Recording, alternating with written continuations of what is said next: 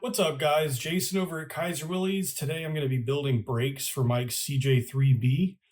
Now you guys have seen me do the brakes on a CJ-2A, but this time we're going to be doing it on a CJ-3B or 5 setup. This is 9-inch brakes. Now everything in this video Kaiser Willys does have at the shop.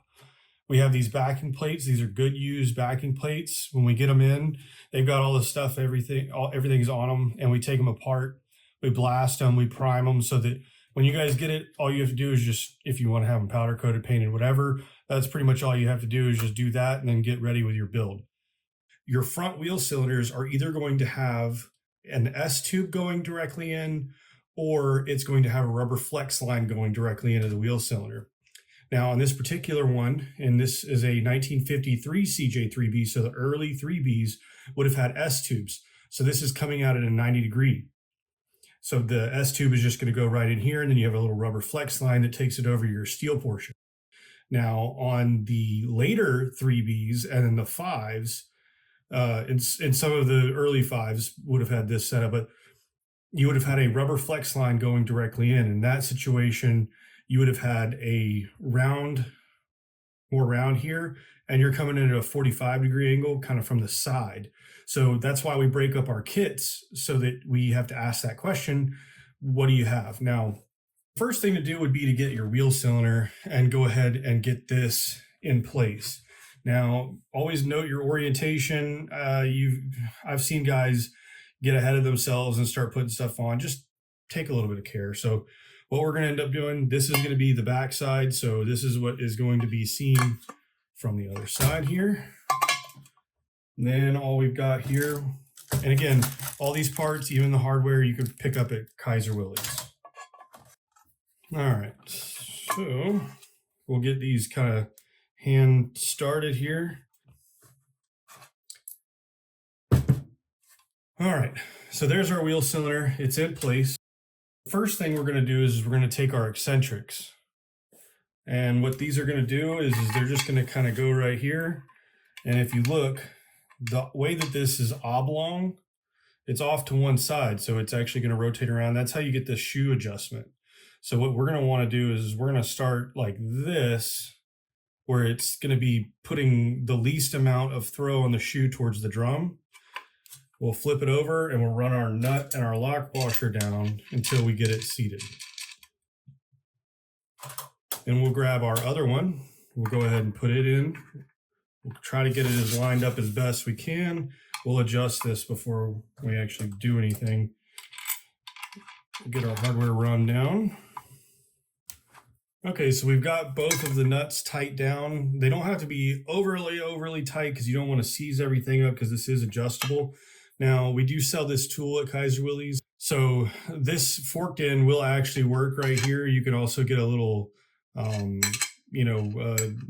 wrench to get on here and sort of adjust this. But what we're looking to do is we're looking to spin this so that it comes around and it's in the least adjusted out spot for the brake shoes. So we've got that set right here. It's the furthest in this way. That way we can kind of pull things out as we need to. So now we've got everything set up. So that's going to be our backing plate on the back side, and our eccentrics are installed here. So the next thing to do would be grab our shoes. Now, again, so what we've got is we've got a primary shoe and a secondary shoe. The primary shoe is going to travel all the way along, whereas the secondary shoe is only going to be a partial here. So we're going to end up putting our primary shoe in this particular situation. We're making a driver's, so this is going to be a driver front shoe. So if I pull this up like this is going to be towards the front of the vehicle. This is going to be towards the back of the vehicle. So the first thing I like to do, and the great thing about brakes, everybody has their way of doing it. They have tips and tricks and so forth. If you got stuff, link it down below, but this is the way I like to do this. All right, so we're going to take our little spring. We're going to go ahead and do this.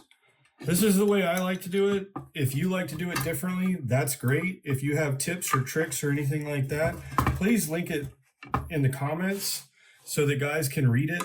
This is just the way that I'm doing it because I have this out on a bench. I'm not having to fight this while it's on an axle.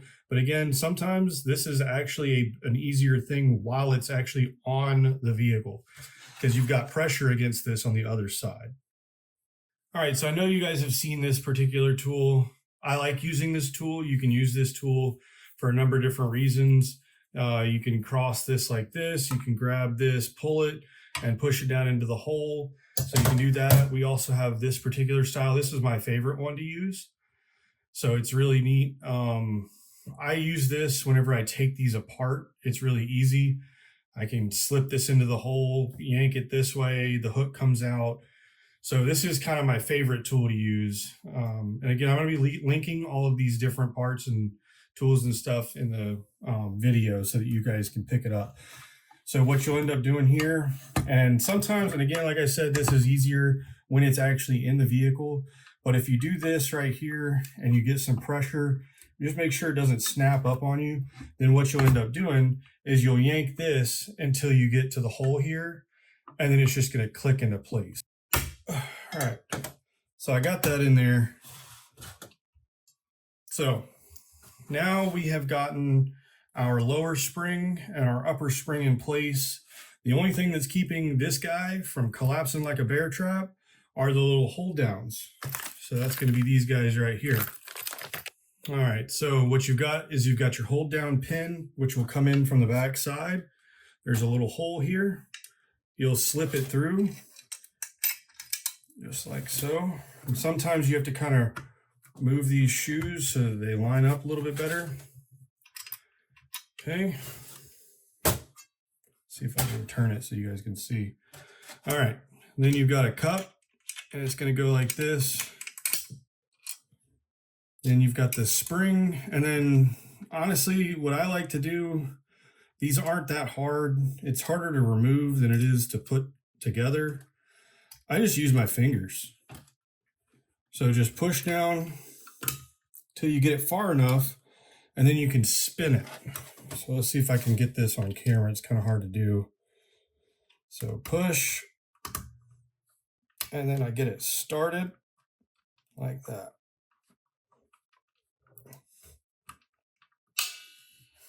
Okay, so that's in place.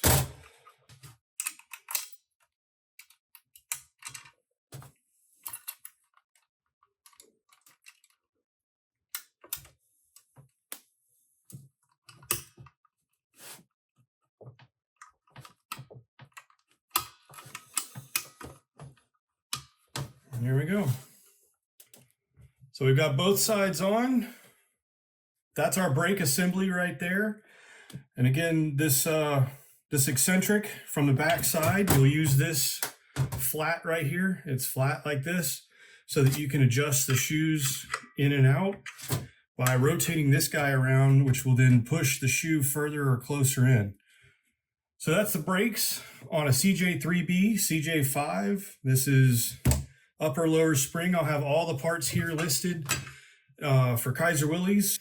Again, I'll be throwing these on to Mike's CJ-3B here in the next several days. You guys will see videos of that. I've got the axles back. But this is putting on brakes for the CJ-3B. I hope this helps. Thanks for watching, guys.